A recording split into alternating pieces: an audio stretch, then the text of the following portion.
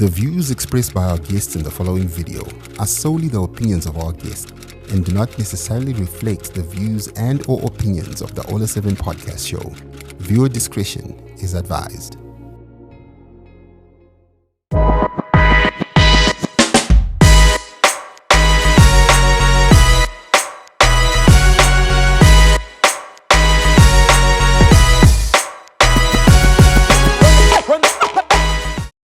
Hello guys, my name is DJ Ola 7 Owen. Welcome to the Chief Air Marshal on your number one podcast in the land, the Ola 7 podcast, and welcome to your favorite segment, On the Spot. This is where we sit down and talk, with people from all walks of life. I mean, artists, politicians, business people, sports stars, comedians, and you name them, and we have them on this show. Today's show, we are joined by a man who wears many hats, a philosopher, pastor, Pan-Africanist, author, and deep thinker.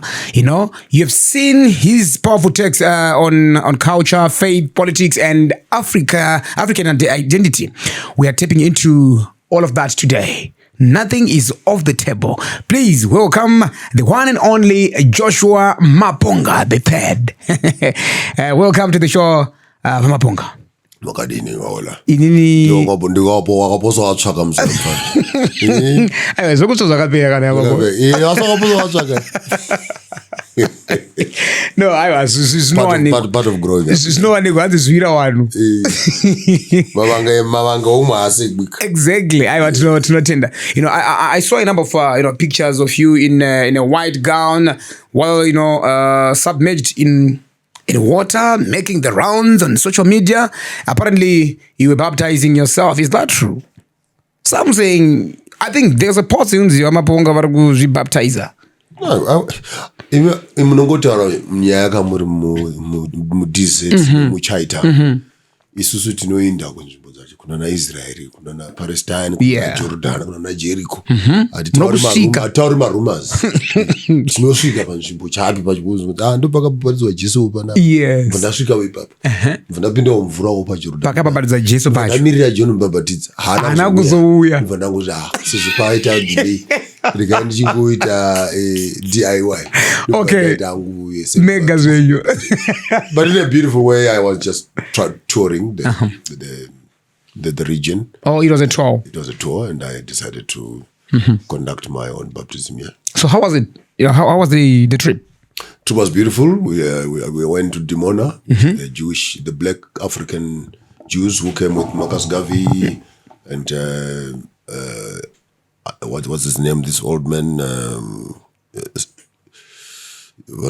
Samadiel, and the rest of them who moved from Sierra Leone, and then ended up in Israel, and the black Jews actually. Yeah, and I went to spend some time with them. They went to Capernaum. We did Jerusalem. We did Jericho. Yeah, then we also went to Jordan. And, wow, toured right up to. What was the mission? I learn, I travel, I see. Observation is a mother of all learning. I'm tired of being told things are like this, like that. I go there and I see for myself. First-hand information. Yeah. So I decided to go there in person. Did it change your way of thinking in a way? Maybe, from the way you used to perceive things? Greatly so, because we have been taught, our generation had been taught of a whitewashed biblical history. Yeah. Which is a white Moses, a white Mary, white Jesus, white all this thing. But when you get to find out actually that Israel is part of North Africa, it changes everything. Then part of North Africa? It's part of North Africa, yes. So they're African? The Middle East concept only came up now in the 1950s and 60s. It's actually North Africa. So Israel, Egypt, it's part of Africa. Cyrene, which is Sudan, and Libya, and Ethiopia, it's part of one history. So the concept of white people having been slaves in Egypt, and they call themselves Israelites. Yeah, it's far-fetched. It's a bunch of lies. You must go and read a book entitled The 13th Tribe, which will tell you that these are the Ashkenazis, who converted into Judaism, who are not Jews. And Revelation chapter 2 then says they claim to be Jews, but they're from the synagogue of Satan. That's not me who wrote the Bible. Man. Okay. So the Jews who are claiming to be Jews right now, including Benjamin Netanyahu, he's not actually he's not a Jew. No. He may claim to be a Jew, but he's actually a Russian or he's a East European sort of thing. So this whole Ashkenazi story, go read the book. It would be nice for us to actually have an interview on another day to discuss the theological background of how did black Jews end up white. And conveniently so, politically, that the Jews want to position themselves next to Jesus. So that when Africans look at white people, they must see the cousins of their savior. But in terms of the historicity of the Bible, there's nowhere where Jews were white.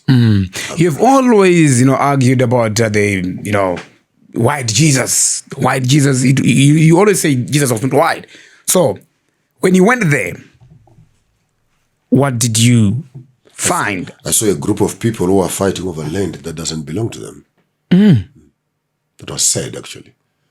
To find that actually the Jews that are there were built by the United Nations to create the nation of Israel. They did not build it on the historicity and the authenticity of the indigenous people, the owners of the land. This was a political move of this Eurocentric, whitewashed theology, claiming black history and positioning themselves as mediators of salvation. It's critical for whites to maintain the Jewish thing, because as long as it is white, the rest of the world and the anthropological epistemologies of theology then circles around the whitewashed theology. But which is false. Which is false. It's not Abraham has never been white. He came from Ur of the Chaldees, which is a city just built by Nimrod. And Nimrod is the son of Cush. Cush is a black man. Cush is a black man. Of course. Then how can Abraham, which is a Shona word actually, be a white man? So are you actually saying if it's Abraham, Shona? No. Means the beginning. Bara, Shona man. Bara, which is Hebrew. I'm teaching you a simple, archaic Hebrew now. Okay. Bara is a Hebrew word. But bara and Shona bara means give birth. Okay. Hama is relative. Ham is relative. Oh, so it's Hebrew and Karanga kaditi vanyai. Where Karangas, we are actually part of the Hebrew faith. Okay. We don't teach Hebrew. We live it. Only a certain nation on the face of the earth understands that culture. And when you find those people, they're the owners of the text. We understand that. So we cannot be taught the biblical text. It's our text. Oh, that's deep now.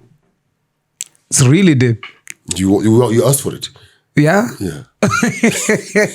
A few weeks ago, you were abroad for the 50th anniversary celebration of the UK African Liberation Day, organized by the Pan-African Congress movement.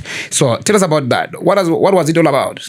This was very important to me because in my years of study, having read the Marcus Garvey stories, Martin Luther, Malcolm X stories, the Henry Clarks, many of the scholars that had come to study under Pan-Africanism, to be able to be invited by the organizations which they started when they are celebrating their 50th year, it almost felt like a graduation for me. That, you fantasize and you dream about all these big names.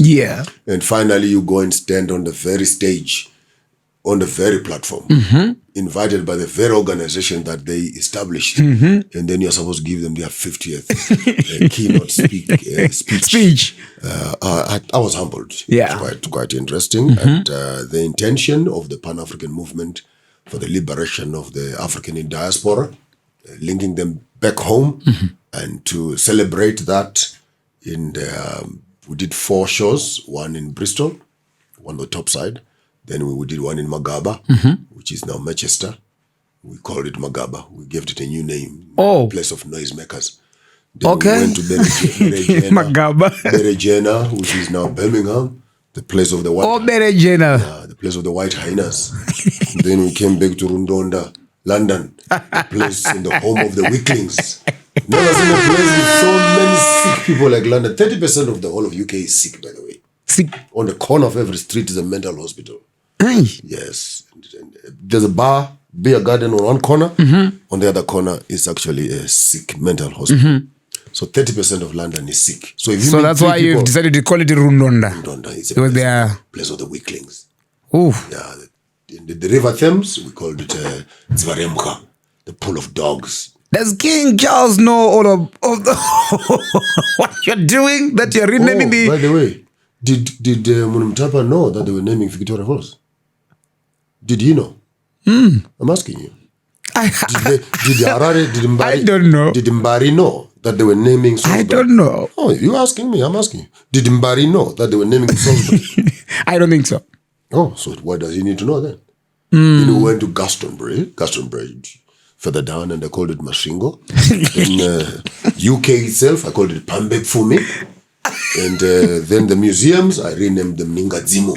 That's where the ancestors' heads have been beheaded, and they've been kept in museums there. Yeah. And they're being watched and kept as trophies. So I didn't make much noise. I just went there to do my expedition, and it was completed. I ended up in Marombi, which is Amsterdam, and the Europa, which is Europe. That's a new name for Europe now. So, Marombi. Marombi.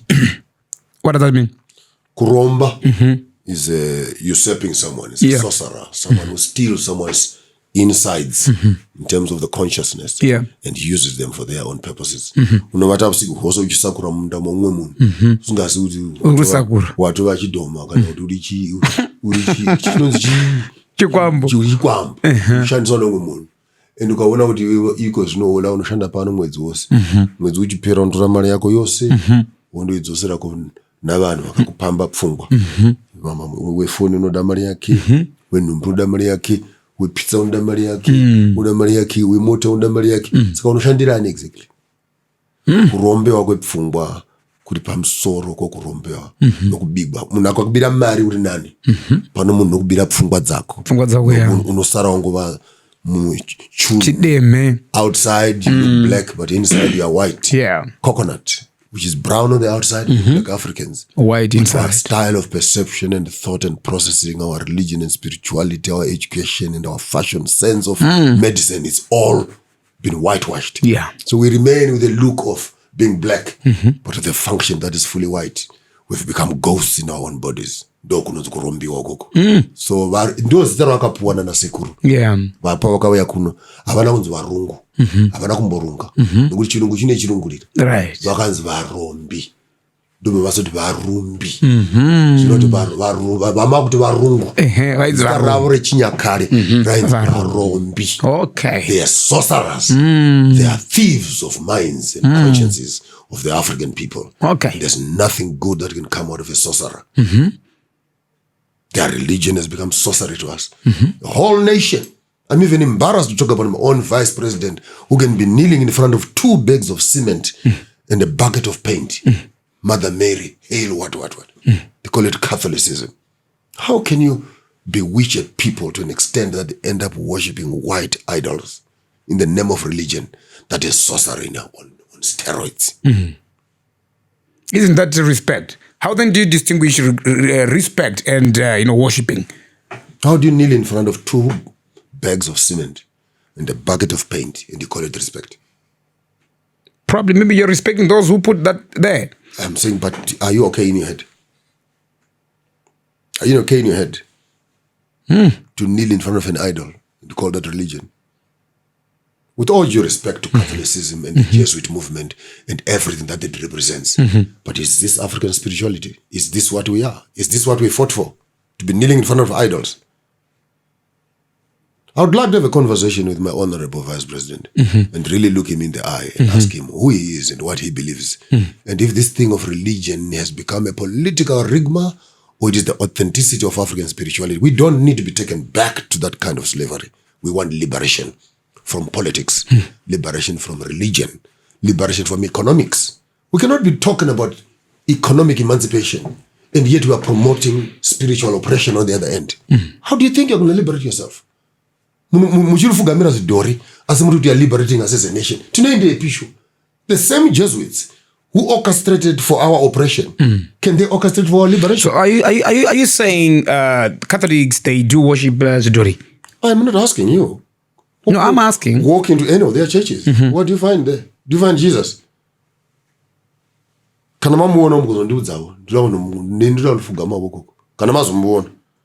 for the time being, I know it's a collection of idols. There. It's a collection of idols, and they're given names, and Peters and Marys and Augustines and what, and people must go there and kiss rings and kneel in front of things and what, and count Hail Mary rosaries, fumigating themselves. Is this what Africa is all about? So in other words, you're saying... I want to throw this with knowing very well that Zimbabwe has a strong Catholic background. Exactly. We need even to liberate ourselves now in a free Zimbabwe. That some of these religions that came with our colonization cannot constantly be receiving first-class treatment in the name that there's Father so and so. And did you know that the headquarters of Jesuits in Africa is Shawasha? Right here. In the Harare. Headquarters of the Vatican in the south. It's Shawasha here. So with all due respect to the respect and the amount of contribution that Catholicism has done, but Catholicism being wicked as it is, it actually produced the leaders who will be sympathetic towards itself so that they can protect the same colonial system. So they produced for us the leaders that we have. Mugabe is a product of Catholicism. Kutama Mission, all these institutions, the form of education was not for the liberation of the African, but creating democrats who would sympathize with the colonizers to protect the estates that had been stolen by the same system. So they produced the leaders for us. But the current president is not a Catholic. I am not discussing that. I'm giving you the background of the strategy of Catholicism in terms of the colonial agenda. They came in firstly as explorers, like I was in London.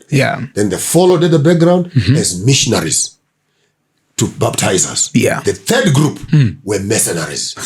And then the last group were investors. That was the strategy. So the Catholic Church and the Christian community in total cannot claim innocence over the blood of the Africans, because their agenda of coming to Africa was not to baptize us, but was to soothe our consciences and give access to the colonial program to run on. Because where was the church during colonialism? Where was the church during the war?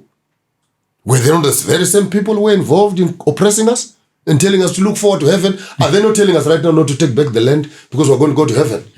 But why must we have heaven when we have earth? If God wanted us in heaven, why are we here?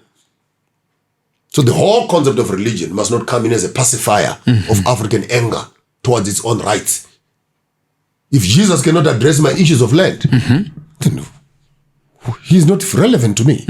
Because what I want now is means of production. I don't want to be sold some palace in the sky where we're going to be walking on streets of gold. I don't want streets of gold. I want clean water now. Not in heaven. I want health now. So don't market this whole conceptualizing of postponing African liberation into the sweet by and by. And for me, religion plays into that spot where it says, please leave things as they are. Jesus will make it right when he comes back. Now, when he comes back, what will he find? I want my relevance to religion must be found in addressing social issues in the present. That's very, very deep. I think we'll tap into that very soon as well as we progress. Bishop Maponga, you were once a respected leader in the Seventh-day Adventist Church. But now you now often speak out not just against the religion, but even Christianity itself. Not only about the Adventists, but the Christianity. Like now, the way I took Tanangora Paraba. Maybe for the benefit of those that do not know what really happened along the way that made you change your path of so strongly before now. And do you still believe there is any truth left in the church today? What do you call church? Is a German word which means a circle for rituals, for cultic purposes. Okay. You can Google that. Kirk. Church. So the word church in its own has nothing to do with church as you believe it. It has been baptized to sanitized to mean a place where Christians are meeting. But in its genesis, it's actually a circle of the occultic, where women and men would sit in circles and burn candles and put those pentagrams, and then they do their rituals. That's what church is. So if you ask me, do I still believe in church? I'm an educated person. I'm not a fool by any means. If you want me to explain, when I understand what it is, and you ask me, do I believe in that? I'll say no. Because the basis of this thing has never been right. Then the word religia, means bind, subdue, control. And you look at the church concept as we have it. Is it an organization that is helping people to become better? Or it has become a fundraising platform, a place of lies, a hiding place of thieves and thugs? As I'm speaking to you right now, my father worked in the church for more than 50 years plus. I worked about 33 years plus. My grandfather, another 60, 70 years plus. My father, as I'm speaking to right now, is on $7 per month retirement. Okay, from the Seventh-day Adventist Church. Right now. Say it publicly. To the GC, the General Conference, to the Zambezi Union, to the Southern African SID, South Indian African Indian Division, to the local conferences and the local churches that are around. If anyone doubts what I'm saying, go back in his record. His name is Lazarus Maponga. I am Joshua Maponga, the son of Lazarus, son of Minyuki. We've worked for this church. He's on $7 a month as his retirement. They're calling for a general conference. That's right now. shocking. They're going to be blowing more than 500 million for the general conference, which is coming up right now. Yeah. You want me to look at this thing and say, no, you're never a Christian. You're never what? But why must I fast on a wedding? Why must our fathers, having put so much sacrifice in the church, have a spit on their face? And when I mention these things, oh, Maponga, you're bitter. So are you telling me that as a Christian, you have a right of abusing me? And when I respond to your abuse, then I'm bitter. Yeah, no, it's called bitterness. So you have the right of abusing me.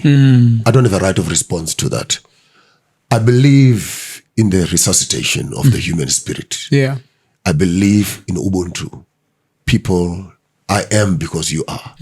I believe that if we could become more human, it's a better religion for me than Christianity. Because Christianity, as we have it right now, you're already talking dogma. What is dogma? How do you get married? You must do a white wedding. But that's not culture, by the way. Yeah. But that's white culture. But we don't do culture. But you must do white culture. White culture. And I wonder, who is confused? Who is confused here? Between what you say, don't do African culture, but you must do white culture. Yeah. You come to the concept of your diet. You must eat white. You must dress white. You must marry white. You must live white. So that God can accept you. Because when you become African, it disturbs God. You must sing white. And then you look at 60 to 70% of what we practice as Christianity is not Christianity. It's actually white culture. I'm saying so as a theologian. It's a white culture. What do you mean by that? Maybe if you can elaborate. The whole ecclesiastical liturgy. You're asking me a serious question. Now, answer academically also. The ecclesiastical liturgy, which means the function and operation of a church in terms of its practices. What they say, we've been to church. And the doing part of the church is not biblical. It's a proliferation of the culture through which the very faith has been transmitted to us. In other words, you had Indians come to us as missionaries who will have been putting on saris. Had Muslims come here as missionaries who will have been putting on kippahs. Had Jews come here. But because white people came, then the whole outlook of what you call a Christian looks like the one who brought the message to them. And therefore, without you questioning it, you may think that actually doing what God expects from you, meanwhile, you're complying to what your taskmaster has said. Unfortunately, the religious taskmaster, the political taskmaster, have been the same. They had coffee together, talking together. The minister and the politician work together. So by the time an African is becoming a Christian, he's actually complying to the political system as he's conforming to the religious system. In fact, the religious system became a training institution for the political office. Because it is here we're being taught how to behave, how to dress, how to respect, how to what. And by the time you're coming out of here, we actually identified you from the religious corner to give you the political office. So I always said, and it does sound nice, that actually religion is a foreplay for capitalism and colonialism. That's where we were massaged. That's where we were managed. Like what Karl Marx like what Karl Marx says. Karl Marx says, you always say, religion is the opium of the suffering mass. Of course. So you literally manage the Christian first. And once you're a good Christian, you become a good employee. You're a good employee. You're manageable. You know how to dress. You know how to talk. you know how to say yes, sir, and you know how to manage yourself. So hence when I'm saying it's a foreplay for the rape of capitalism. Even by the time you lose your land, you're saying, oh, but the Lord knows best. You know, may the Lord.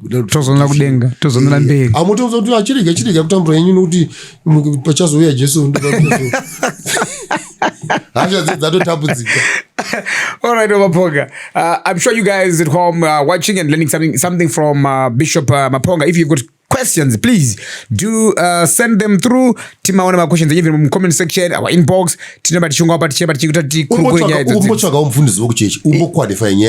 Right. President. Right.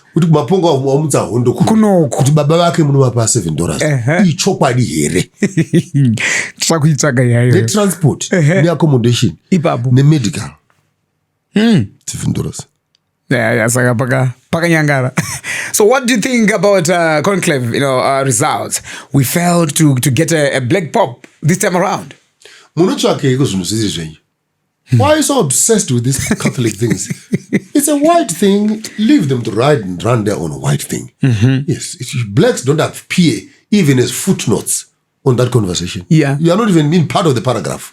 So stop getting overexcited, thinking that you can be able to liberate and transform institutions that were not created by you, for the purposes of you. Yeah. So this whole drama around America, of course, had big politics to play into that. Yeah. Now that America is where it is, it's losing its influence around the world. Yeah. It was very strategic that the next Pope must become American. So that all Catholic institutions around the world can begin to take a signal from the American space to create more sympathy to allow Americans to continue to do business. It was actually a political thing. If you think it was religious, then you don't even read, you don't understand. Because prior to the voting, whatever, I saw a post Trump wearing the. He says, "I am the Pope." I'm like, what? And by the way, at his office, and at American political level, that's not a satire. Yeah. That's intentional. Even the issue of Ramaphosa showing fake pictures. Exactly. Are you telling me that the whole American government, the intelligence that goes with it, you would not know what the president will be showing? You peddle politics. You peddle propaganda. And in all honesty, that for me was saying, it's coming this side. And Trump was very intentional. He's not a fool. I saw that one. He's not a fool. That was deep. But what a shame. And I've seen many Africans coming back home with their tails between their legs, embarrassed. Oh, we should have put an African Pope there. Yeah.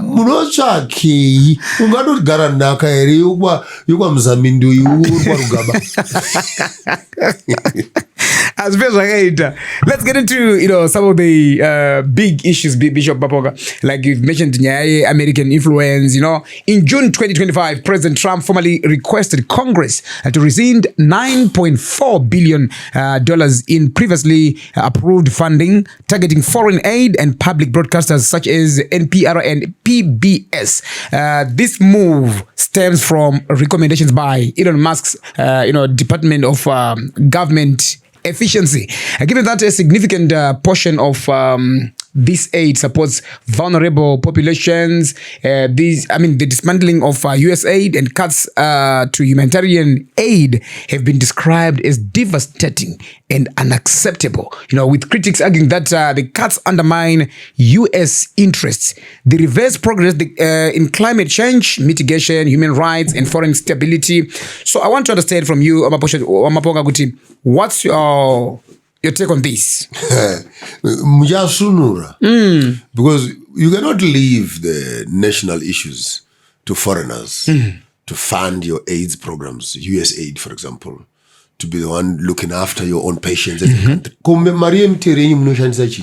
I love Trump, but I love him in a weird way. It's sweet and sour. Yeah.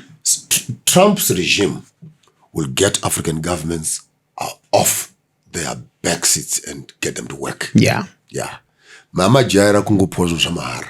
Zichingo muchisapotewa muchibedza. Vanogwara vanhu ndevani? Americans ndeve muno. Saka mari yamunotora mutero yekubhadhara health ine ndepi. It is not Trump's responsibility. It is not America's responsibility to look after vulnerable people in the community. It is the government's responsibility. It is the private sector and investors in the country who must do that. And now for us to be hoping that Trump will do the end, of course, the political side of that, it is protecting American interests. Now, underline that word. I heard you mentioned it. Yeah. So the question is, what interest does America have in Africa? Yeah. Which the African presidents don't have in their own people? That's the real question. Yeah. If America is interested in the HIV people in the country, what kind of interest is that except for the distribution of the medicine, which the government must pay, and the NGOs are promoting? At the end of the day, it's not a donation, because the government is in debt over ARVs, which has been made available through the NGOs. Come on, there's no the business transaction. Nothing for mahala here. There's no freebies here. So the whole issue of Trump and Elon Musk retracting this, cutting down on expenses, it's a beautiful window of opportunities where the governments must start actually strengthening their health, education. And I'm happy as of yesterday, by the way, our Honorable Mnangagwa was seen at Parenyato Hospital. Yeah. And I don't know. He went there. I don't know where he was for the past 4 years. That for the first time, I'm actually hearing Wakabonekwa. And I hope na Chingono, na Chamisa, na Mahere, didn't want to worry Poke. You didn't want on my Facebook. I'm saying about one of our hospital. But one of the hospital near phone. Those are Gorilla last month actually when I went to Buluwayo. And I drove from Harare into Fig Falls. By myself. And I took pictures on the road. And I mentioned something that made many people uncomfortable. Because in as much as we say the government is not delivering, but President Wani ministers who are in offices, Minister of Health, Minister of Transport, Minister of Agriculture, Minister of what? So yes, I understand that he's the boss. But you as an honorable minister, what are you doing? I am here on the Buluwayo Road that is collapsing. But every morning you wake up to go to work in the morning. And you know this is one of the busiest roads in the country that is bringing tourism. So in your head, do you want me as Maponga J, as a socialite, to blame the president for a road that is not fixed? When you are there as a fully fledged minister of transport who is not functioning. Similarly so, on the Minister of Health, it's not always proper that the president appoints ministers into places of work. Womuka vata vachimwa mawhiskey. Tinosonga na vakabata mabhotoro ama Jameson. Vachimwa doro ma ministers ehurumende. Asima offices avo achiwora vanhu vachivata pasi vakapfeka ma plastic ma hospital. And you want us to blame the president for that? I don't think it's fair. In all honesty, I might become unpopular with the ministers. I don't give a hoot for that. If you are given a ministry, the president has entrusted you with the responsibility of making sure that there's efficiency in that ministry. And we cannot always be blaming the president for your inefficiencies. And I think we need to call some of these ministers to order. So I tell you, Minister of Mines is Machaira achikanya mgbagwako. Asimi mchipua zuma diri in the back offices. Mchipua zuma cut na Chinese. I was in Shurugu the other day. I'm going to do a documentary on that. The whole of Moteregwa is finished. It's finished. The Chinese have finished that whole mountain. I see road no Pashurugu paya. Makomba oga. But the Chinese are milking gold, chrome, and platinum. Not even fixing the road where they are carrying the very minerals with. And our Minister of Mines, Mr. Chitando, is sitting in his office putting on a bow tie, speaking lots of English. And we must be watching as Africans, particularly as Zimbabweans. And we call it, oh, you're not patriotic. I am one of the most patriotic in this country. And I think I've earned my stripes. I can call him to order. And I have my own problem with my own farm. And they put Chitando's name inside. Shumba, the guy was given the contract. He's on my farm right now. For the past 17 years, they've been vandalizing our farm. You raise these things, you're not being patriotic. I think we need to separate patriotism from corruptions and some of the evil habits which some of the ministers and government officials have accumulated a habit of thuggery and using the president's office and his family to protect their own corruption. It's not right. Yeah. It's not right. Including army generals and police officers who say because they're working in government, they have the right and the leverage of abusing people. So you know when you must treat teach abuse because I'm in the president's office. Chef my food. And I'm saying so, having met with the president himself. Yeah. He does not condone that. Anyone who wants to use the first family and political clout for abusing their responsibilities in the community is unacceptable. Yeah. And I stand on that. It's actually wrong. It's not right. Don't I'm not developer enmity na vanhu. So just when we yakashata. It's ndimwe yakashata.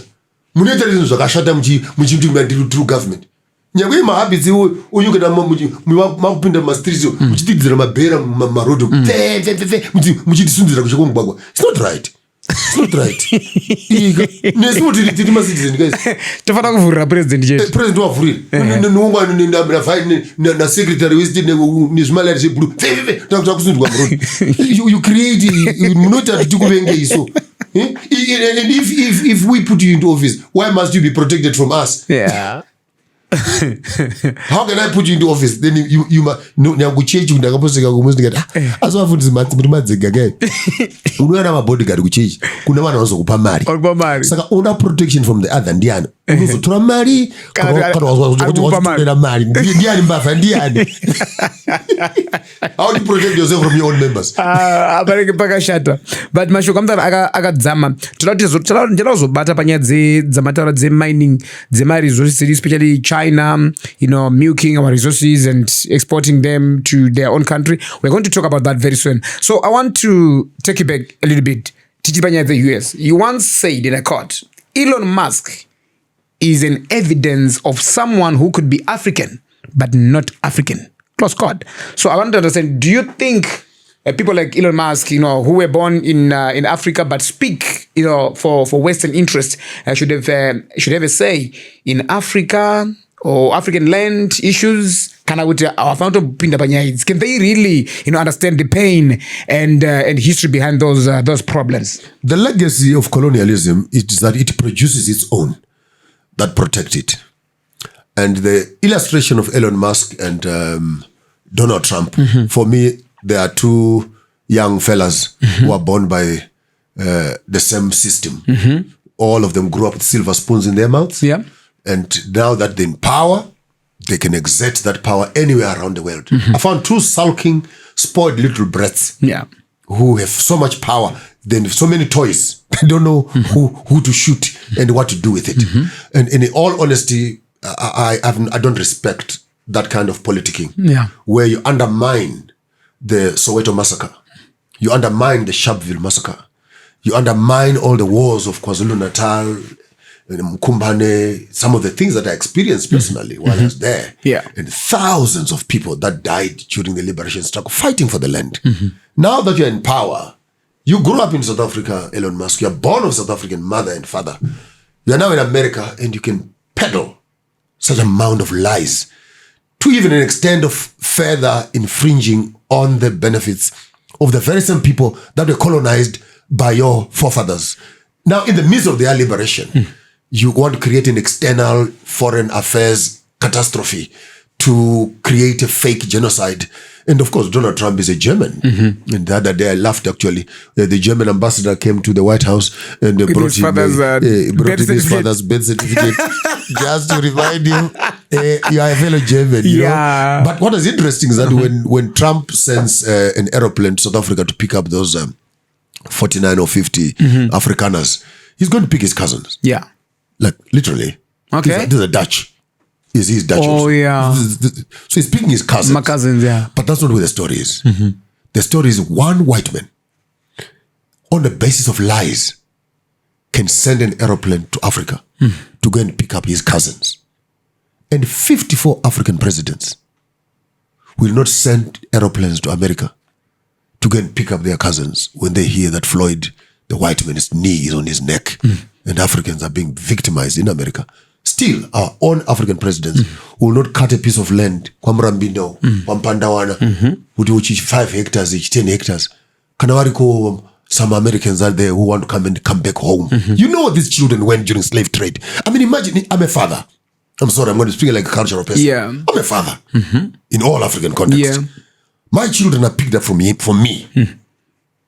And the day I discover kuti vari papo vana vangu, I'll do everything I can to go and pick my children. I might not remember their names, but when I hear ndavako vanava, 2 generations later, pleasantries later, I fail to understand the foolishness of our African presidents, all included. Yeah. Kuti munokona wavere kutumira ndege 3. 1 New York, 1 Memphis, Chicago. 1 Texas, Chicago. Senegal has taken 10. Zimbabwe has taken 20. South Africa has taken 50. You know, Tanzania has taken 100. Ghana has taken. And let's rehabilitate our own children. They are our children. And if Trump can do it for his cousins, why can't we do it for our children? My cousin, African Americans. Yeah. My African Americans are good side to Kumatora. That's big kumba tumaunzo, but I don't think it's that easy. Probably because of the lifestyle. There are those who are interested who want to come back and they don't know where to start. Okay. Yes. But and again, once you are talking Africans, then you start talking like that. Yeah. But when whites are talking, they don't talk like that. Did you even bother to ask yourself the lifestyle of Afrikaners? Each and every lifestyle. Did you ask the question? No problem with it. But lifestyle issues. So with the withdrawal of USAID, particularly in health sectors, you've mentioned that when Trump was right, my president, even my ministers, they wake up, how can African nations mobilize, internal resources and leadership to fill the gaps left by these cuts? I will say something that is very radical. And I wish this particular clip Honorable Emerson Mnangagwa can listen to. Particularly my own president in this country. I want to give him full authority to take this clip and play it over and over again until it sinks. The Traore model, the Boko model in Botswana, where a government must not be embarrassed to do business directly. Take all the mines of critical resources of a country. Convert your ministries into a productive business unit, what you call SOEs, state-owned enterprises, where the government can mine uranium, can mine platinum. Visai vana Zimplats are. The government must own the platinum in the country directly and sell it directly and make profit and cut off taxes away from the people. Be profitable with the resources of a country. Traore has done it. In the country, they no longer pay tax. Why? Because the gold, the government is selling the gold. Saka imimiza urumende kana mkati coal ndenyu, uranium ndenyu, platinum ndenyu, chrome ndenyu. Mukati pate za very taxi yejima radio. Shanduwa tijimisi kwa murudungu. Where I must pay a license for a radio. Are you not embarrassed as a government that you have so much resources and we give you power as government to beneficiate these resources? More than $30. The government must become an active business partner. Botswana is taking over its own diamonds. And once the government has money, then they reduce on taxes. You are allowed as government to own state resources, critical state resources. And it's something that I'm willing to mobilize. And mobilize the community is not a crime. Out of the 82 minerals that are key in Zimbabwe, 416 total, 82 are critical in the world. That of those 82, if we can identify 20 key ones, uranium, chrome, platinum, gold, diamonds, and we create our own government as a business unit to dig these things and sell them. Cut off the Chinamen and middlemen who are giving you 5-10%. Yeah. Why have half a loaf is better than nothing when you can have the whole loaf? Are you happy to be waiting for Momira poor change? over your own resources. I say no. We did not fight for these Chinese to come and be taking lithium in Bikita. We need to own our resources. We trade with it on the international market at the true value. We make profit for ourselves. Look at UEA. For you simply to be born as a Dubai, you're a millionaire. Why? Because the oil is in the national state reserve, and every citizen has a right to having shares into that. The Mutapa Trust, which they've built so far, must now take all the key resources of the country in terms of minerals, create a business model, put the money into the Mutapa Trust. Every citizen in Zimbabwe must get money from that trust. Should benefit without even going to work, man. Other countries are doing it. What's wrong with us? What's wrong with mune nhamo yeshuku yoburombo mapuwa zvinhu zvakawanda nemari nezvichekwa zvakawanda but you still claim poverty because your leadership sense don't try to massage a colonial system. It does not work. Interrupt, destabilize the colonial political economic system. It was not built with the benefit of an African. It was built to draw resources and protect a colonial system outside. We need to remodel that model and say, tarima pano, taita masaga matatu amabagwe. Tiri vana vangani, tiri vana vatanhatu, umwe ungatore kapi yake. Why are we as Zimbabweans not benefiting from the diamonds, the platinum, the uranium that we have in the country, the chrome and the lithiums and the golds? Why are we not beneficiating? Because the Chinese people are paying 14% tax. Where is the 80% going? They're taking it. So it's like it's a new way of being colonized. No, you understand? Yeah. You understand? I'm saying this particular piece, I would really want to recommend to Comrade Mnangagwa. We don't want democracy. We want a dictator. Yeah. Dictate the right thing. Make that. You see what Mugabe did on the land issue? That's resolution. Okay, no, the police does not agree. Legislate it. It's now official. You need that radical movement.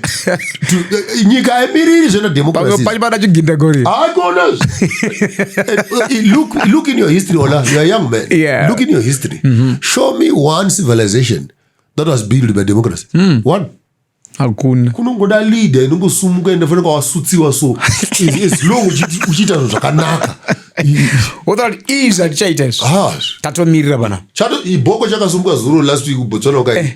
Nyanya matenda ndinongona makore matatu. Zvinoti kamirira kuti muchaita maelection mukuvota mugoita matenda nguva inenge yapera. Ndikumbira kumbuti awo the whole government is now shaking but the policy the government muchazotara mapolisi ndainda. I want to implement. Look at let's be a fan. Look at what Traore has done in 3 years. He went into the government, there was no pen in the Reserve Bank. Grabbed the gold mines. Look at the development he has done in less than 3 years. In that from country. Infrastructure to production to agriculture, even aeroplane manufacturing and car, electronics, what. The whole economy is running. All in favor say aye. All in favor say aye. There's too much organization. So no a leader who is purposeful, who is clear on vision, who can see what they want to do, implement it. We would have conversations later. Hiyo democracy yangu shanda wakamida mbako kero ola kwati wanashiwa yapo ndimugana pasi ndira kumitisa mayenyi sumzema wako ndindira nene. Agura zakada. Sumzema na ushinozi. Sumzema wako dia baba tinotendera nene. Anopusa. Akuna unofudzukaira. Aishandi democracy paimba. Yangu government aishandi. Nokuti teni democracy aishanda ola. Why did we fight for it? Dofunze. If it is what they wanted us to have, if democracy was the best way of governance, then why did we fight for it?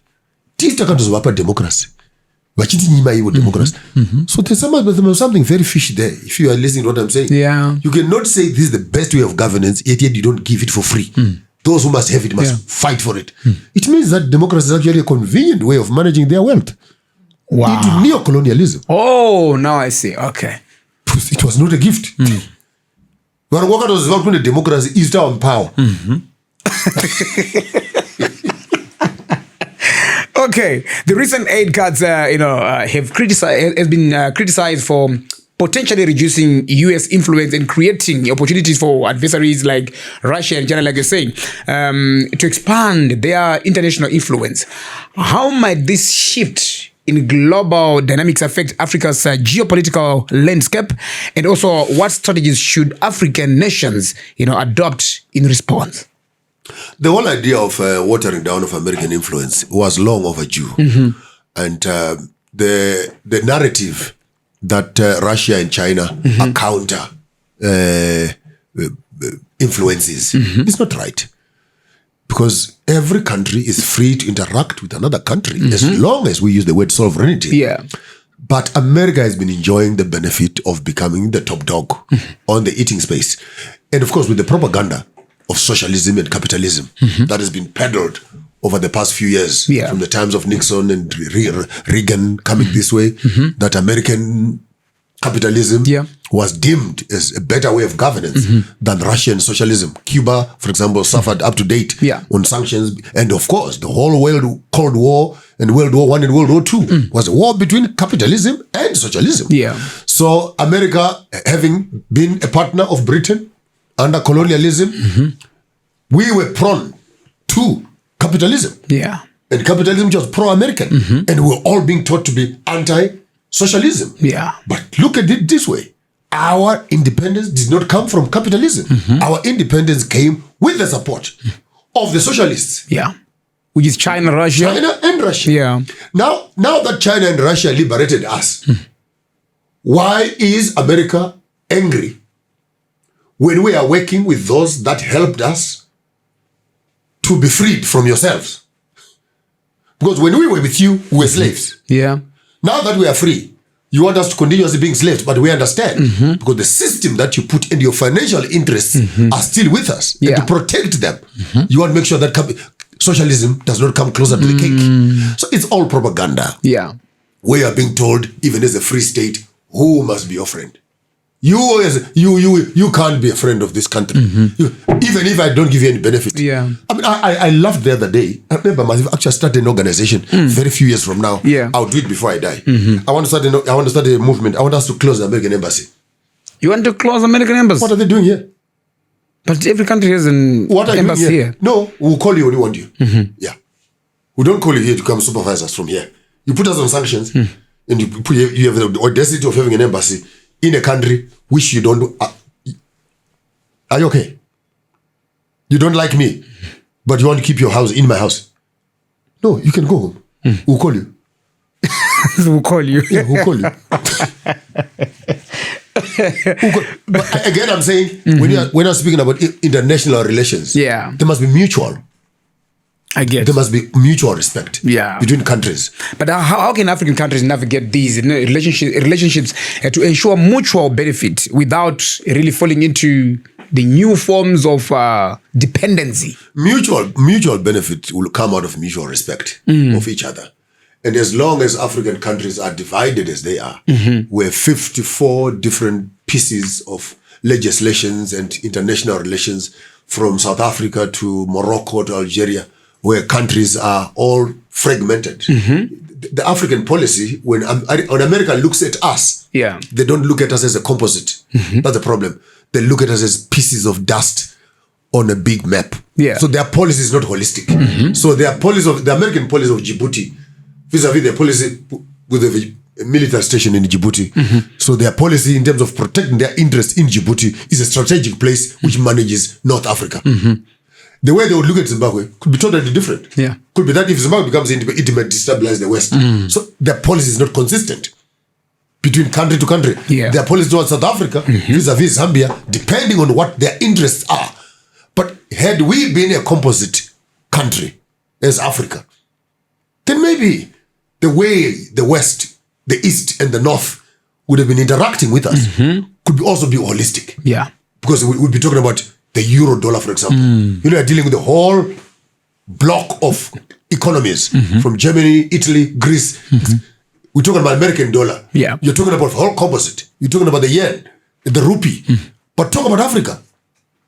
54 little pieces of paper that are flying everywhere. Yeah. So even to make an economic policy with 54 variations of policy of economic, it's complicated. Yeah. So in our division, we've become very weak. And I think in our unity of our currency as one Africa, we'll begin to have one stock exchange through which we can begin much more meaningful economic conversations. Which, by the way, why am I talking money?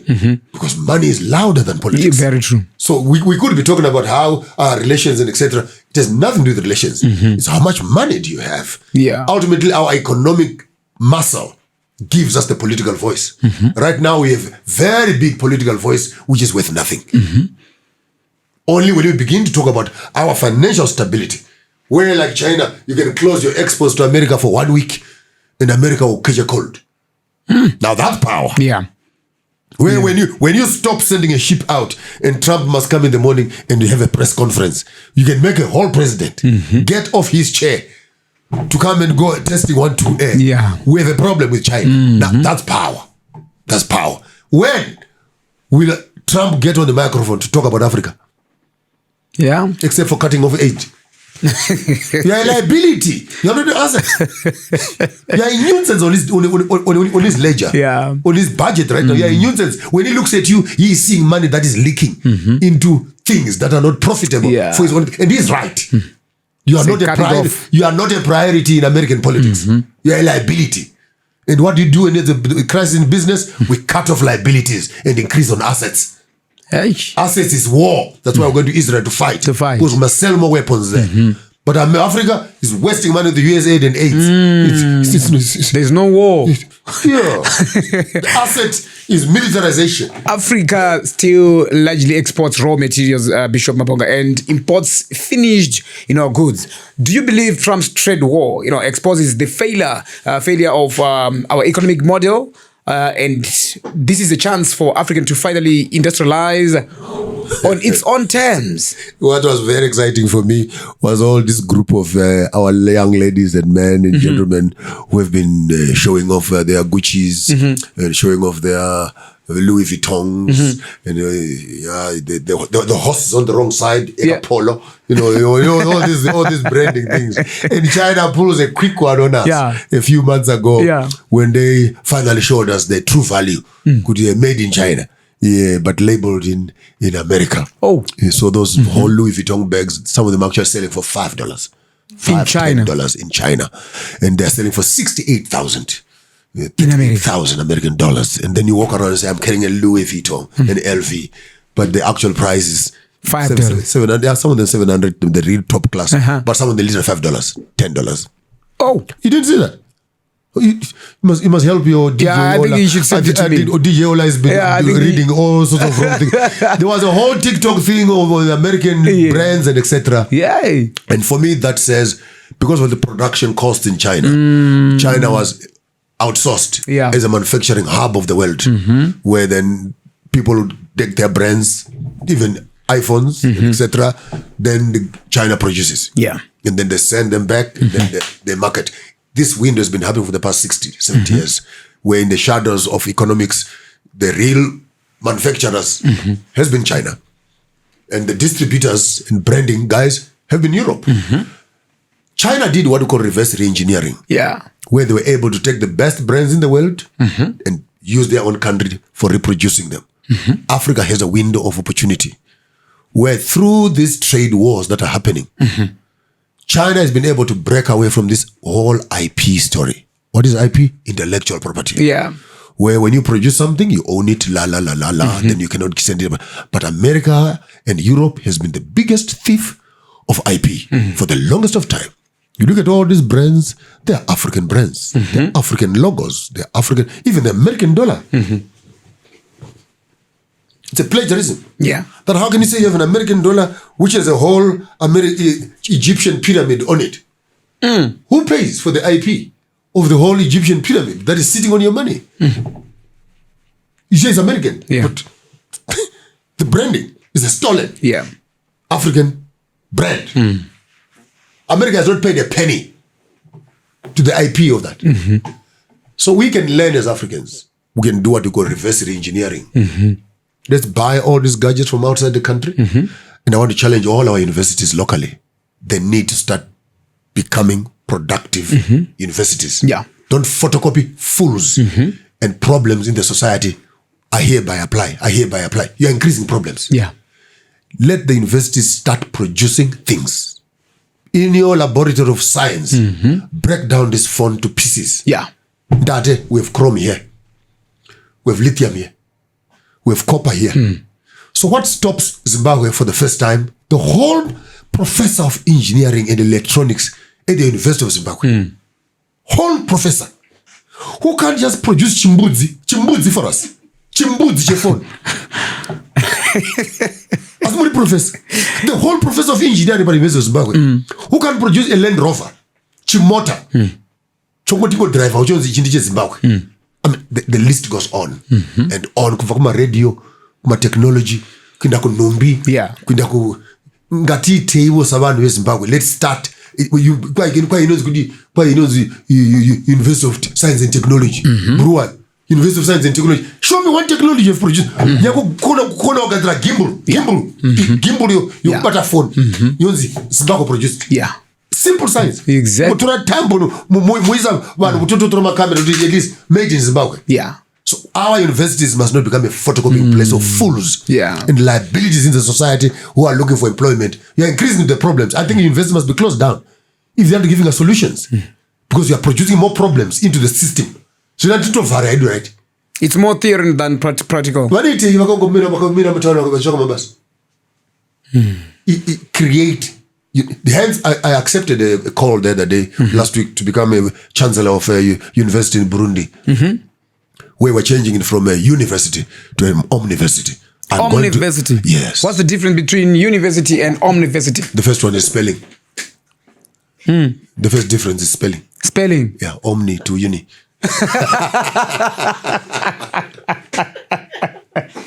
But uni is one. Omni is all inclusive. Oh, yeah. So when I'm teaching you agriculture, I'm already teaching you soil. I'm teaching you the chemistry. I'm teaching you the products that are coming out of that science. I'm teaching you the geography. So you don't have to have different departments. One subject. Omni. It actually looks into composite. The totality of that. Okay. And again, the strategy you're going to be using for that university is that before you enter the university, you need to come up with a problem paper. Okay. Take off your shoes, walk in the community, find a problem. When you find the problem, then come and present it to the board. Okay. This is a problem. Then we'll give you entrance into the university to say, how are you going to solve this problem? So you're going to study for the next 4 years to solve that problem. So if you are going to do a research on potholes, potholes in Zimbabwe, right? Sit there. Next 4 years. You're going to study how to solve water problem, how to solve potholes, how to solve that. So we need solution-driven academic institutions rather than job-seeking institutions. Those have expired. With all our graduates sitting around in the West and in the North, having spent our fathers' monies. And the American Britain are complaining that Africa is uneducated, Africa is poor. But the best of our students, you have taken them away. How do you think Africa will ever develop when actually Africa is just a free breeding ground? We now have a brain drain in Africa. And then you complain that Africa is not developing. How will it develop when the developed people are in your development? So we need to start creating institutions that are more solution-driven. It's sad. Than problem creating. Bishop Maponga, China has built roads, airports, and even parliaments in Africa. But some say it's development. Others call it debt trap diplomacy. What's your take on that? Is China helping or controlling us? They're not building roads. They're building roads to carry the minerals. So what's wrong with that? They're building roads to carry the minerals. They get a concession here in the midst of nowhere, and they want to take those minerals to the beach, to Durban or to Mozambique. What do? They make the road. That will ship that thing. It's part of the business plan. That's what the government is owing. But I want to say this, hence my submission of governments in Africa owning their economy and their production lines so that they can actually be able to create the economies that they want. Then nothing comes for free. That's for true. Yeah. Nothing comes for free because these monies are coming in as debt. And secondly, there are leases and environmental issues and some of the elements of untruthfulness that go with these transactions will leave a lot to be desired. Yeah. In the short term, in the Ghana example, the pollution of the rivers, the cyanidations of etc., where they just became insensitive to the environment totally, simply because they wanted the shiny mineral. Yeah. The cheap labor issues in Congo, cotton issues, where young children are being forced into labor and the conditions of those children. It's hypocrisy of the highest order. Yeah. That the West and the North can be talking about child labor and human rights. Yet the best of our gadgets are actually made in some of the most inhuman conditions. Yeah. What hypocrisy is that? So we needed to start taking ourselves a bit more seriously. Yeah. In that we cannot always become a basket case of donations and collections. Yeah. Where we are able to. And I want to make one strong statement that any development which does not come with ecological preservation is destruction. That's destruction. I'll say it again. Any development. I learned that from Zimbabwe in London, that even that river, not even a dog can drink in Thames. Yet Britain and London, Rundonda, is one of the most developed cities in the world. The question is, in the midst of their best development, what quality of water are they drinking? What quality of air are they breathing? Yeah. What quality of food are they eating? If 30% of them are sick, in the most developed city in the world, are they developed? Maybe that's a satire. We needed to balance that development without ecological intelligence is destruction. Many African leaders praise China for not interfering in local politics, unlike the West. But some fear that African countries are giving away too much land, resources, even ports. Are we losing ownership of our future? It's a two-way. In some certain cases, it's greed of our political leaders who will be receiving some brown envelopes from the Chinese. We cannot discount that. The Chinaman is not interested in anything. He's interested in building his country. And he's here to look for raw materials wherever they can find it at the cheapest rate they can and grab it and go back and build their country. Yeah. So that's a brilliant idea. The question is, you as a leader of a country, which country are you building? The Chinese. He is building his country. Yeah. Look in some of those videos you see on China. Cities they've built, the flyovers, the dams, the whole desert, panels and solar generation and etc. Underground tubes and water. China is 50, 60 years ahead, even of America. You as a president of an African, I'm asking you, which country are you building? Because last time I checked, when you made a little bit of money, you were seen in Dubai. The other day, the other African president was shipping in a whole aeroplane from Europe, bringing some ice so that he can have a white Christmas in Africa. What foolishness is that? The other one, when the other day he was sick, he was seen somewhere in Thailand, in Malaysia, getting treatment. But which country are you building, if I can ask? So, without being sarcastic, if your priorities are not right, you end up using your national resources for building other people's countries and you're destroying your own country. And last time the African presidents make money, please, we know some of this money, you're stealing it. Yeah. You are hiding it in Dubai, in the Cayman Islands, in Mauritius, okay, we have hidden that money away. So what? What are you going to do with it later? Right now, Mobutu Sese Seko put billions in the Swiss banks. Billions. They can't even get them back. Yeah. Get them back. And the Swiss government, known as one of the cleanest countries in the world, yet they've built their economy on stolen money from Africa. And they know that this money is from a stolen African country and they are refusing to bring it back. Why? So when you guys are moving money out, when you have made a little bit of money and you are externalizing money through your companies and multinational companies, and many of these mining companies in Zimbabwe, by the way, which are multinational companies, they move money and externalize through these minerals. And this money is not coming back into the country. Yeah. When they sell the platinum out, they only bring the tax.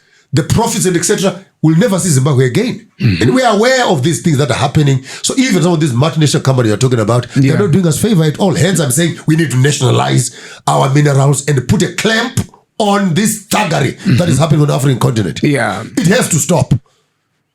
Make me president for 1 week. The first thing, I'll close all the borders. Because every time you see a truck driving with minerals out of the country, jobs, employment, manufacturing is going out through the border. Yeah. Because those things are going in the raw materials. When they come back, 10, 15, 20, 30 times, 100 times more than the material itself. You tell me, all these chrome cars that we see, how much chrome do we have in Zimbabwe? How much iron ore do we have in Zimbabwe? You can't even make a chase of a car. A chase of a car. Kutola simbi, tongeza topisa simbi. Tuweza mafiri mabiri matatu. Zururamba. Zururamba chiko. Utakatiza chiko kuma, utakatiza chiko kuma. I think I went the wrong career. Yeah, maybe I'm too primitive. But some things for me, as far as I'm concerned, they are as simple as just get that damn little thing done. Yeah. But I'm sure Kawanda chizotara nezvawo mushikamu zvakawanda because ndinoti tinotsoda zuva rese tichikurukura nemi Maponga, but I'll just ask you a few questions and then maybe to another part 2 so that my viewers edu tichitora zvakare mibvunzo imwe yavainayo yakati one day iri kuya mumacomment section toidzosa zvakare tichiita kuti tibate ipapapa. But I found a few things that you've said and many people, wakanga wachiona mashoko enyu. You once said in a court, once you enter a church, you are not allowed to think or question anything. Close quote. So why do you think so many churches stop people from asking hard questions? You must quote me nicely. I said when Muslims enter a church, they remove their shoes. But Christians leave their brains at the door. Yeah.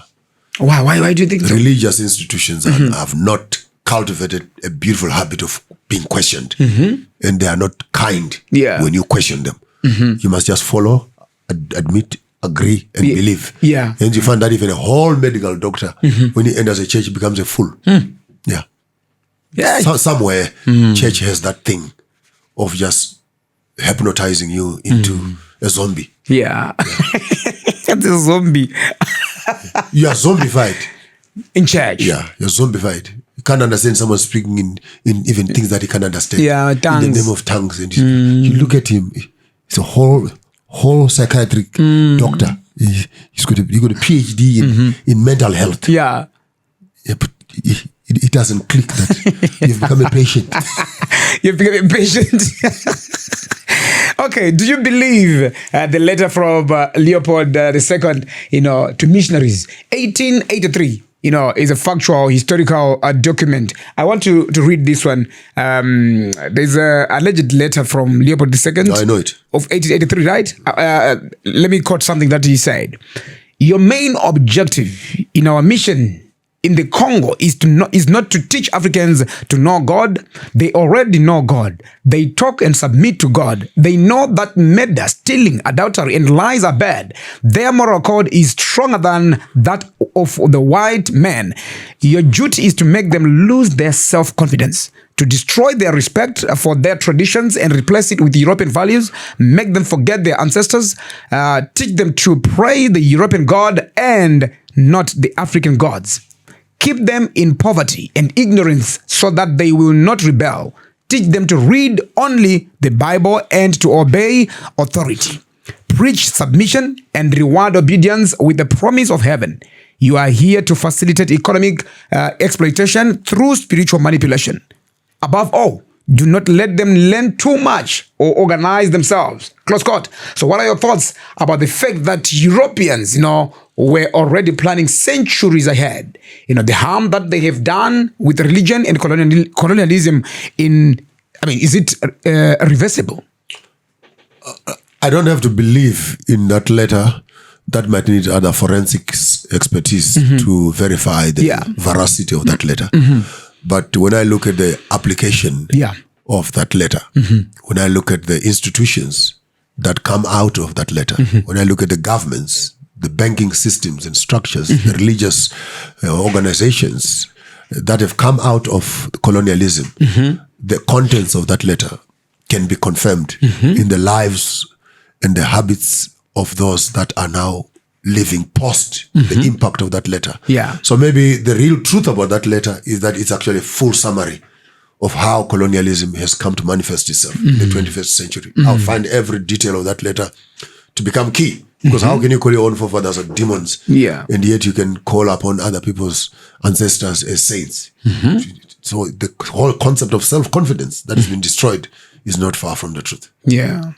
You once said, should we trust God after 500 years of torture, slavery? So with all the pain Africa has been through, do you think we've been praying to the wrong kind of God?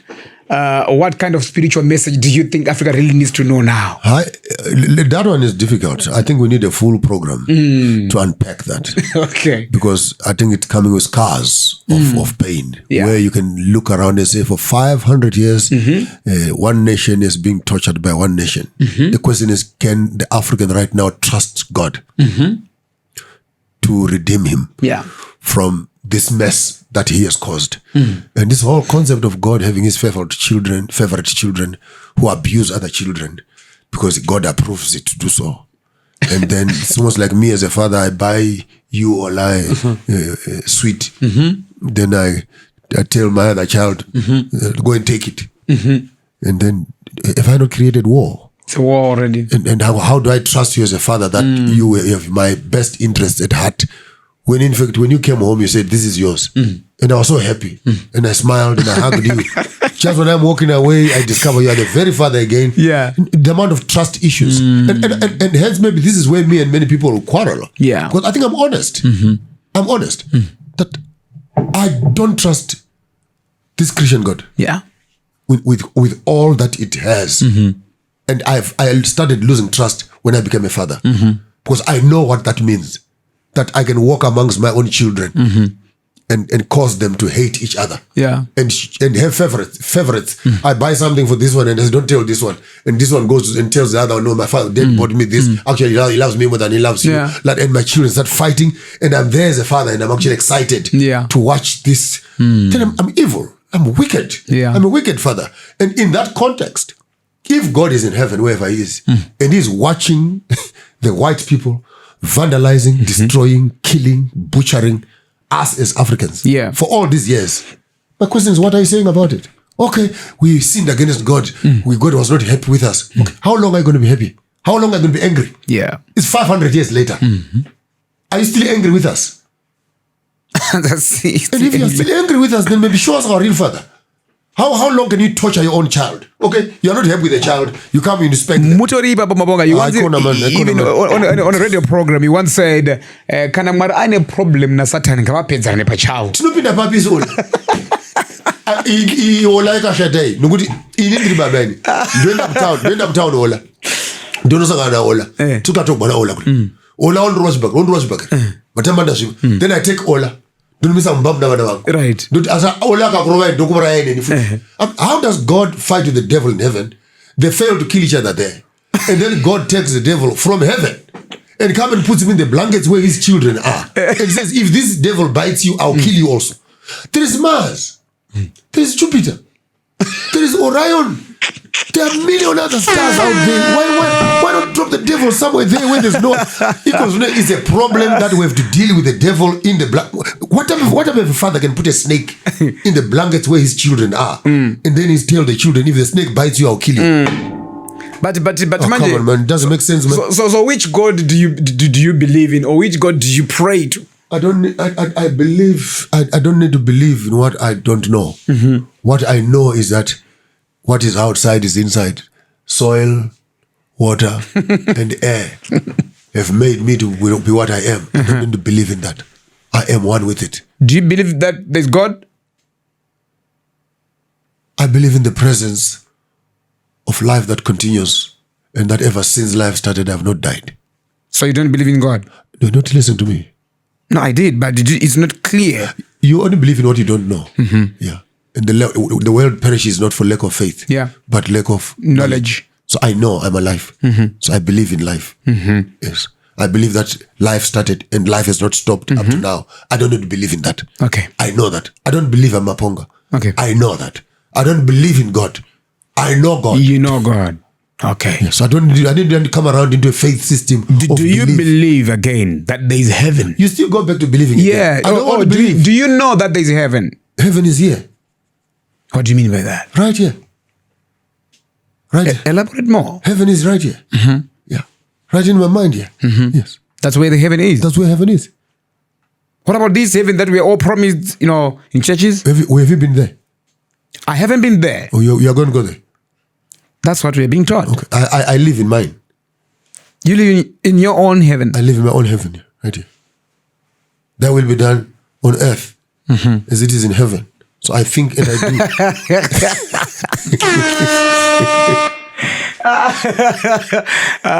Bishop. But you are afraid of heights. Yeah. You can't even go on top of a roof. As you want to go to heaven. All right. I think ndakati dzakawanda dzoti tizotibata asi ndinoda kwenguva dzekuita shanje tichada tizodzoka tite another part 2 tinzwe kuti dzimwe nyaya idzi dzakanyatsomira sei but vanhu vari kuona iri mumacaves umo pane nyaya dzakawanda dzebhuku renyu in macaves but maybe mukangotidairira kuti kumacaves hanzi wati maakugara kumacaves omwe makati maitirwa kumapicture muri kucave which is which ndoenda kumangwana kumacaves yeah. uku mune muchita chiyo This time I'm doing a Padombosha for 14 days. I'll be there. You'll be doing what? I'll be listening to the echoes of the stones. I'll be having some moments of silence. I've made enough money so I can spend time doing things that are important to me. And I can just sit around and do nothing and hear the birds, drink from the fountains, and learn ancient knowledge systems and wisdoms and hear the echoes of the stones. Just that. When you've made money, then do things that are important to you. Yeah. Yeah. But can you explain what this time, in the caves meant to you? Caves, Yeah. caves for me represent spaces, number one, where they were shelter for the ancestors during times of war. They were storehouses of granary. They were graveyards for the kings and etc. They were venues for rites of passage. They were mines for minerals. And there were wells for waters in some certain instances. And to go there is for me to learn the sciences of the past and say, what is it that the ancient people used to?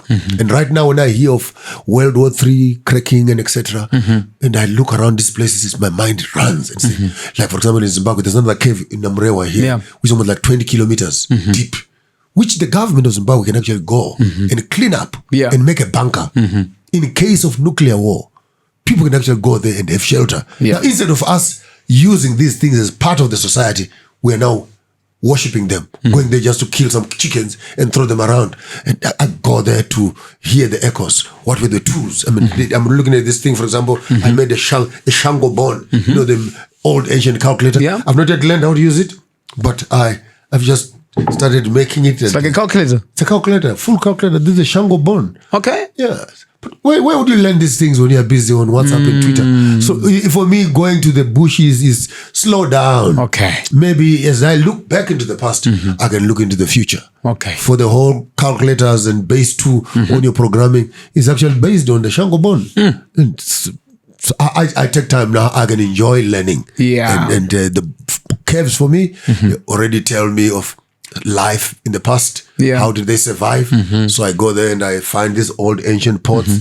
There are seeds there, the kings that are buried with their swords and etc. And I look at pieces of art, how they made them, and they come back to modernity and say, is there anything that in the past that we can use in the present? For me, it's a learning space. So don't worry about what people think about caves. It's what I learn in those caves. That's powerful. Looking back on everything you've taught, fought for, and also experienced, what legacy do you want to leave behind? Not just as a man, but as a voice for Africa and its future. I want to leave a blueprint of a clear picture of what your ancestors knew. And you can take part of that information and recreate for yourselves something that is in the future. I'm looking at, just one example, I'm looking at architecture, for example. I'm looking at how I could harvest money and build a modern great Zimbabwe circle city. No corners. Look at the genius of the great Zimbabwe. Look at that in a modern city. The whole, so the ancient past is not as primitive as we think it is. It's actually a science of great technology. Yeah. The ambience, the aerodynamics, the acoustics, the heat distribution, the material texture, the material usage, the shaping and etc. We walk into the past, it's actually a whole classroom of learning. I want to be remembered as the person who was passionate about the beauty of history and how we build a bridge between the knowledge of the past and the technologies of the future. Both in medicine, for example. Misusu. Mususu. Susu.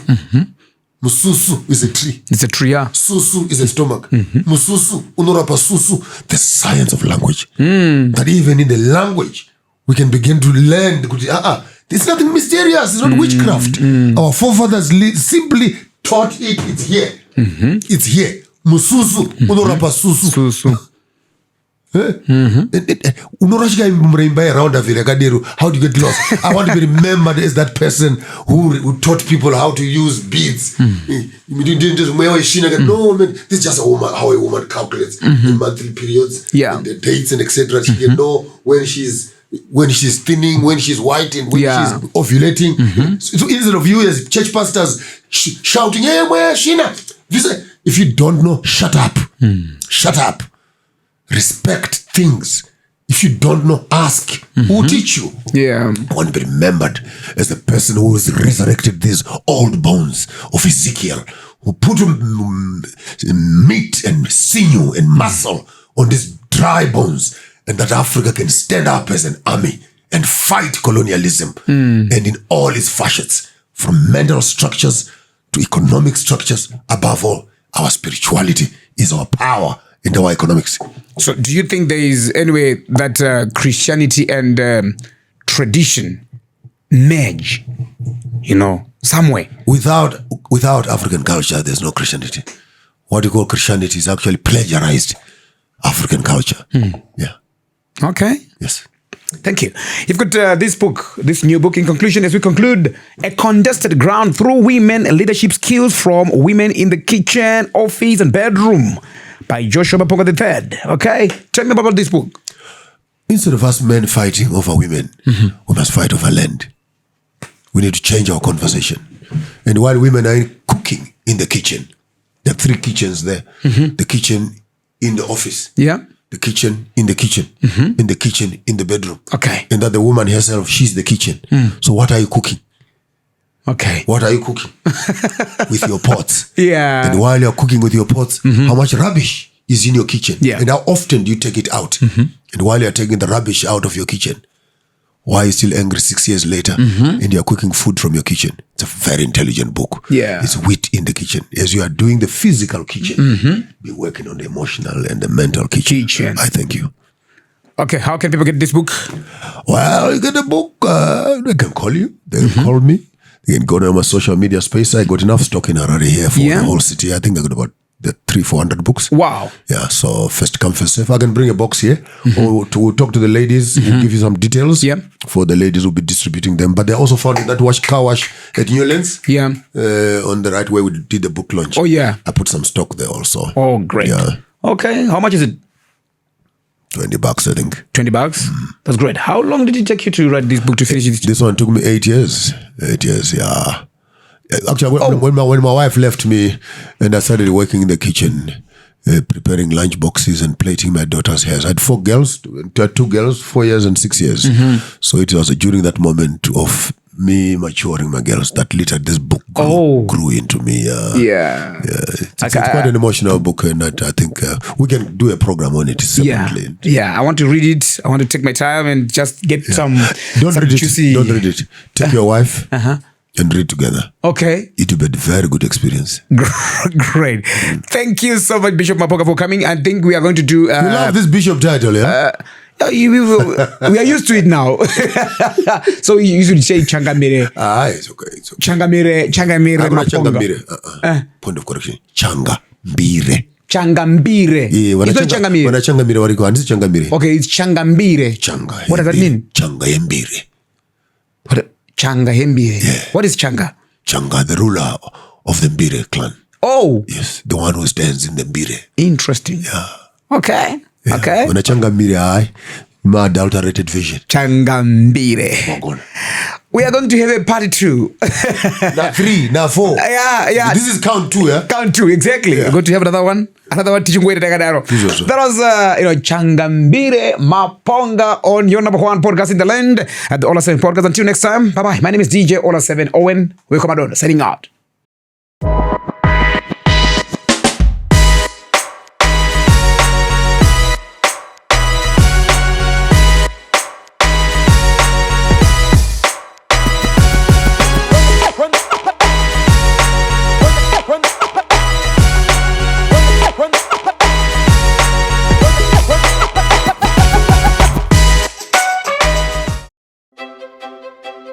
Imagine harnessing the power of the sun to fuel your home or business.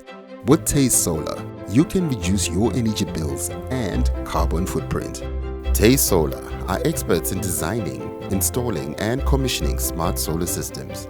Available in 5 and 10 kilowatt systems. With smart solar, clients can monitor their systems from anywhere in the world and maintenance can be done remotely. Switch to clean energy and join the sustainable future. Contact our team today. Schedule a consultation on the numbers appearing on screen now. Taze Solar. With solar energy, the future is bright.